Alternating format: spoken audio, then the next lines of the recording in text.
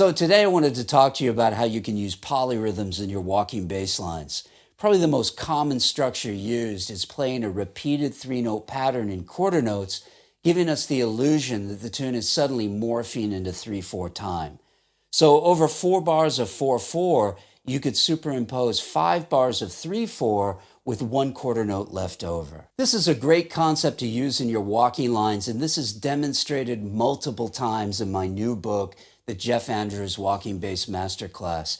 Now, if you don't have this book yet, just click over here and pick it up because it's chock full of amazing walking bass principles and concepts. I'm going to show you how Jeff Andrews uses this over the 8th chorus of Nothing Personal in the book. The polyrhythmic portion happens from bars 9 to 12 and serves to be a cool dynamic contrast to the steady 4 on the floor groove. Check it out, then I'll come back and break it down.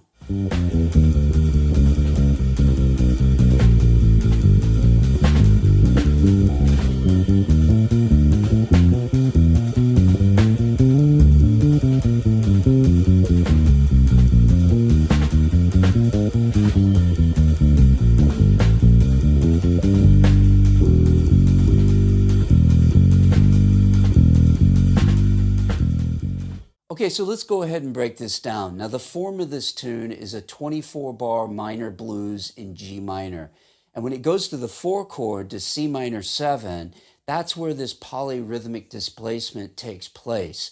So basically what's happening is he's using a little 4-bar insert from bars 9 to 12 to create this tension and release that then brings him back to the 4 quarter notes per bar. And that's a nice effect. And personally, I feel that these type of concepts work best in this way. It really creates this comparison between the straight ahead 4 to the floor and this 3 against 4 that's kind of inserted over the top or superimposed. Okay, so if we look at this from bar 9 to bar 12, this is what Jeff Andrews plays.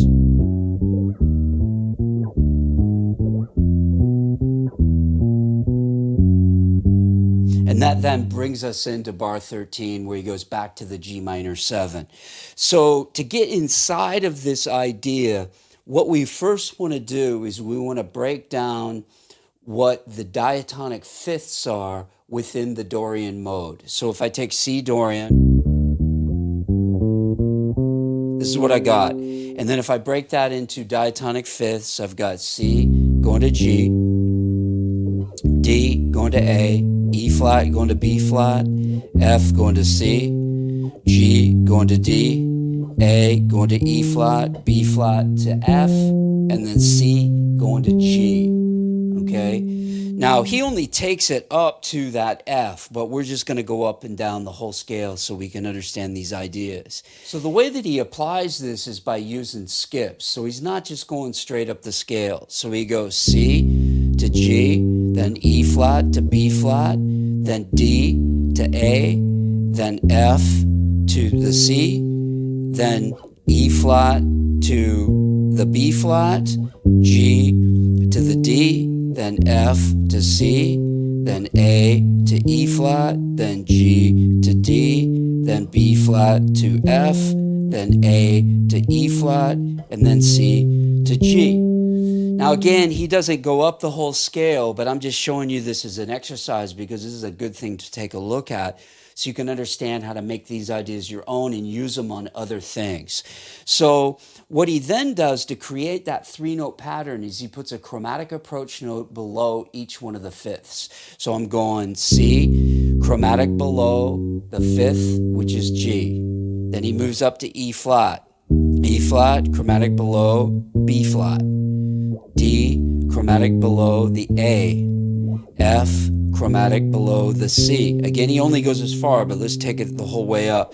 E flat, chromatic below the B flat, G, chromatic below the D, F, chromatic below the C, A, chromatic below the E flat, G, chromatic below the D, B flat, chromatic below the F, A, chromatic below the E flat, and C, chromatic below the G. Moving right along, if I take that idea and create an exercise out of that These are things I can use on other things, so I'm going to do that.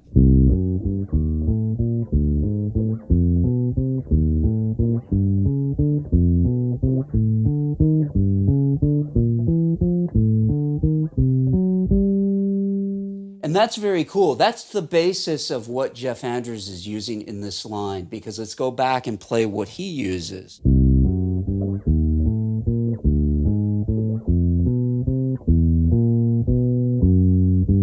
In that last bar, what he's basically playing is he's playing a 9, tension 9 to the chromatic below the 13 of the D7, which is taking him back to that G minor 7. And that's kind of a cool thing, is to insert a dominant chord like on the last bar when you're returning. A lot of times you'll see in a chart that it'll be like the C minor 7 for those whole 4 bars.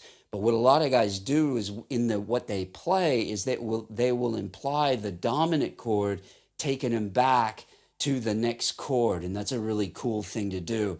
And I like the way he just kept that pattern moving, and he's now down to this E going to the B, which is the 9 and the 13 of the D, and then plays a chromatic approach note below, leading him right back into the G minor 7 chord. So this is a very cool thing. So one more time, just checking out exactly what he plays. 1, 2, 3, 4, 1, 2, 3, 4, 1, 2, 3, 4, 1, 2, 3, 4, 1. And you can really hear that polyrhythmic aspect when you count 4 against that. So you can see how that goes from that bar 9 to 12 and smoothly resolving into bar 13.